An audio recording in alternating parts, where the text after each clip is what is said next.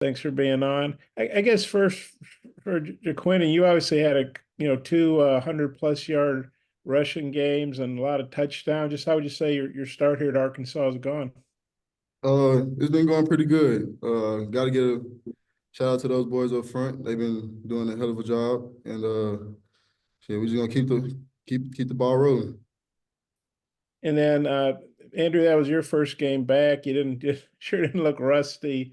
I know it was a tough loss, but just how'd you feel about your game and maybe the connection that you and Talon showed?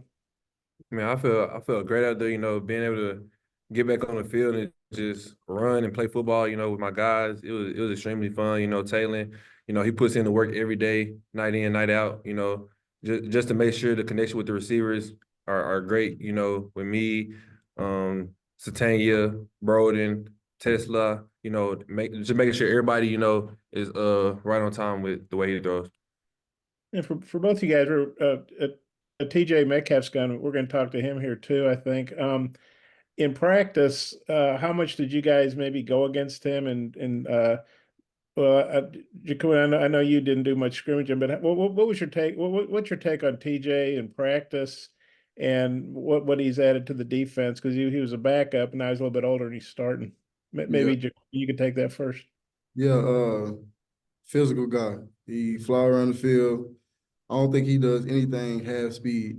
He go through the walkthrough full speed, like it's just full speed, just go go go with him. So it's a great addition to our defense. And one thing about him, he's gonna come down here and hit you.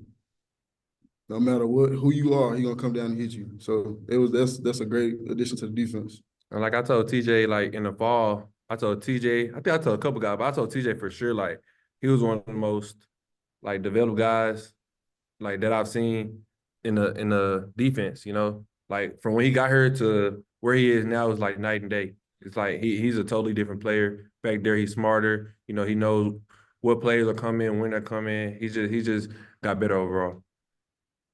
Thanks, guys. Go ahead, Tom. All right. Hey, Jaquin, I wanted to ask you about how you're feeling. I mean, that turf was hot. We went down there after the game. That was really hot. But Sam described it as like overall body cramps. Can you kind of say how you were feeling? I mean, cramping. I mean, it happens. First full game. I mean, we played 6 quarters, so it's just like, I mean, it happens. And my body wasn't really used to it, but I promise you, it won't happen again.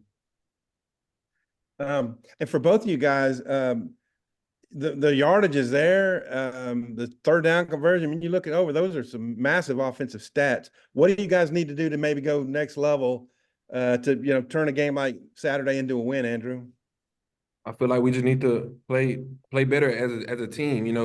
We beat ourselves, and I feel like if we just make those small mistakes, the small it's the smallest details because you can look at the stats. Everybody can look at the stats that didn't even watch the game and be like, how did they lose? It's those 3 turnovers that they're not looking at. That's what like it's small things like that that just can turn a whole game around. So I feel like if we get those, out the way and we play more sound, play more discipline, we can come out on top. Jaquin, any thoughts on that topic right there? Yeah, I definitely agree with him. It was really just the turnovers. And the turnovers is what shot us in the foot. That's what really beat us. We beat ourselves at the end of the day because we had the game. We just didn't execute when we needed to the most. But we we gonna fix it and continue to build on it. Andrew, we asked you about Bobby Petrino's offense from what you last year to this year. What would you say about what the production's been like so far? Explosive. Explosive. I said that's the same word I said last time, but I mean, I can't really say no more words. Like it's just explosive. Like, I just love the offense. I love like the balance of it. Just everything is just moves in unison. I love it. I love it so much. Thanks, guys. Trey, go ahead. Yeah, guys, just for both of you, you guys did a good job getting down the field and getting in field goal range at the end of regulation. But talking with Coach Pittman yesterday, it seemed like he thought that you could tighten some things up. I was just wondering, in that, I don't even know if you call it 2 minute, it might be a 1 minute offense, but what he talked to you guys about, just overall saving seconds in those situations and what y'all can do to improve it. Just making sure that we know what we're doing at that point of time.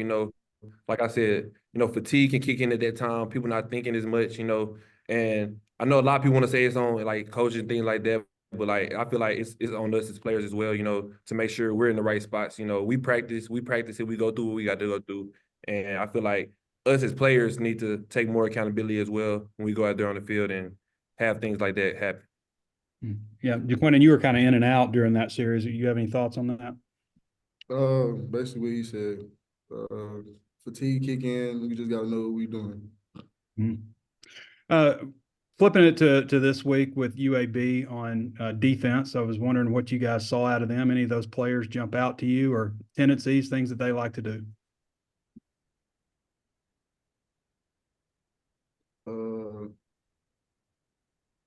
Was ready to go play? Yeah, we really just like this week. We really just trying to focus on things we need to fix. Yeah, we focus on them, focus on ourselves too, because like I said, your worst enemy is yourself. So if you do it, you can go out there and play the best game. You can put up 800 yards of offense, have 4 turnovers. They put up 200 yards, and you lose the game because so I feel like we just gotta go out there and focus.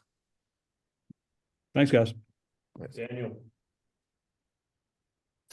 Hey, Jaquindon, when we talked to Sam earlier in the week, he talked about maybe wanting to, filter in a few more players here and there. Just how do you think, the entire running back room may do moving forward, splitting more reps? I mean, I feel like everybody in the room know what they're doing. We hold each other accountable. I mean, it's just a fun group of guys that just came together and just bonding. We just having fun playing ball. And then Andrew, maybe going off what you said earlier, I mean, is there a different spirit to maybe this year's offense than last year, you being here for both seasons? Oh man, it's like night and day. It's a totally different team as a whole. Not even just the offense. It's a totally different team. Like it's more togetherness. Everybody wants to go out there and win. I feel like the team, even after an L, everybody still has that. Oh, I'm ready to go play. I feel like we can win. I feel like we just like everybody happy. Like even though like I said it was an L, everybody's still like happy. Everybody know what type of team we have and how good we can be. Thanks, guys. Jackson.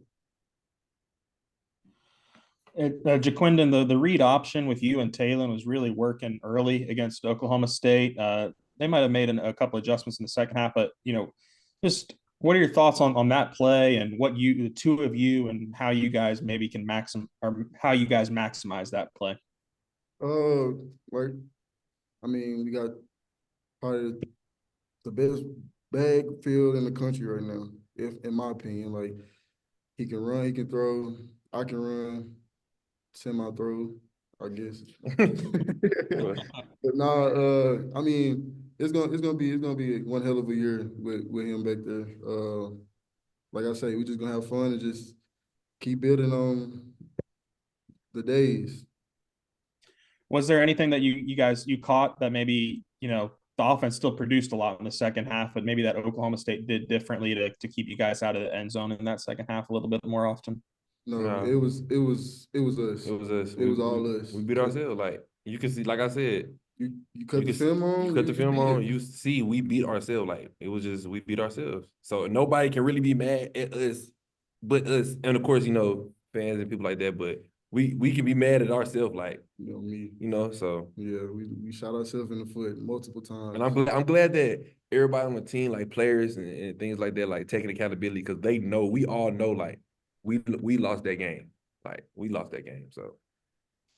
And Andrew, you touched on this last question a little bit, but an early season loss to BYU last year. Did you guys learn any lessons maybe from that loss and how y'all responded to that you want to take in now coming off this Oklahoma State game? I mean, just continue to build. Like I said, I feel like the team knows how great we can be, and I feel like we feel like we could be great last year, but I feel like the tension and things changed last year off of L's, and I feel like this year the tension was as high as it was when we played UAB, even after like I said, after the L. So I feel like this team, like we really know how great we can be, and everybody just bought into the system. Bob, wrap us up.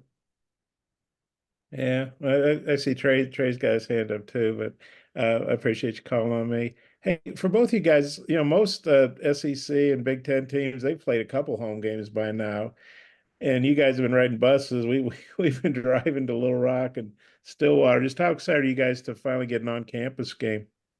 Man, I'm just trying to see what the experience all about. I heard it get loud, the atmosphere is crazy. So I'm just trying to see what the SEC talking about, man. I done been in Big 12, Pac-12, so we're gonna see. We're gonna see Saturday, buddy.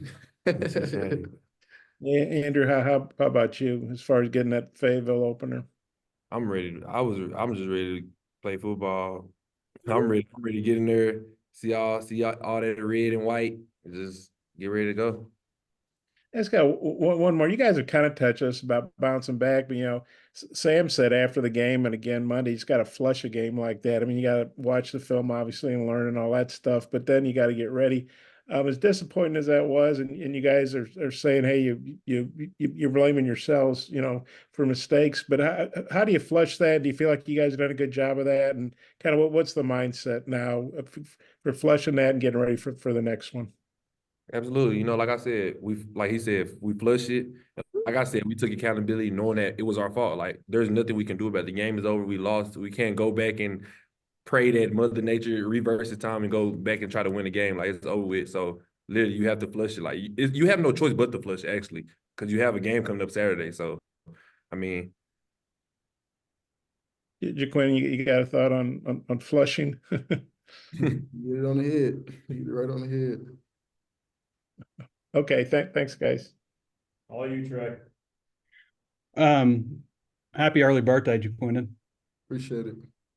So you guys were like 4 and 5 years old when Trent Dilfer played his last game with the 49ers. I was wondering if you guys know anything about him, the opposing head coach, and know about his NFL career. Nothing? Super Bowl champion?